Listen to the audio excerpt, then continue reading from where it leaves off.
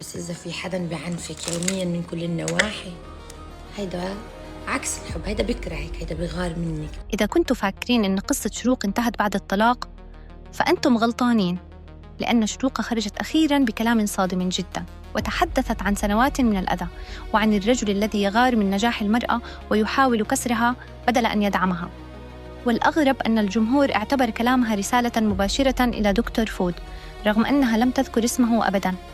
فما الذي قالته بالضبط؟ وهل كانت تروي تجربتها الشخصية فعلاً أم كانت تقدم نصائح عامة؟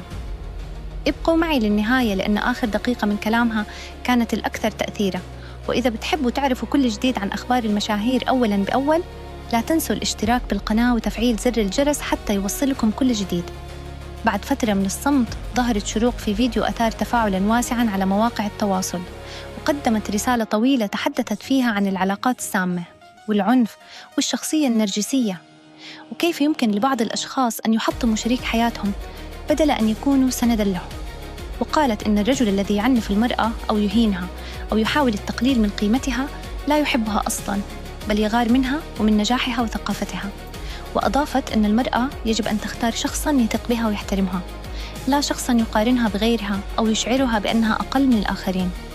كما شدت على أن الرجل الحقيقي هو الذي يرفع المرأة ويمنحها الدعم، وليس الذي يحاول تدميرها أو استغلالها.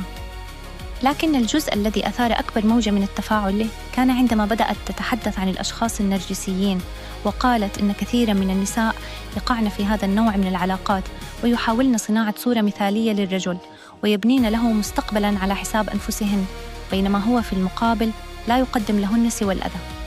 وأكدت أن المرأة المستقلة مادياً والمتعلمة تكون أقدر على اتخاذ قرار الرحيل عندما تتحول العلاقة إلى مصدر دائم للألم. ولم يتوقف حديثها عند هذا الحد، بل وجهت رسالة مؤثرة لكل الأم تعيش مع رجل عنيف، وقالت إن الأطفال الذين يكبرون وسط الإهانات والعنف يتأثرون نفسياً بشكل كبير، وإن البقاء في علاقة مؤذية بحجة حماية الأطفال قد ينعكس عليهم بطريقة سلبية في المستقبل.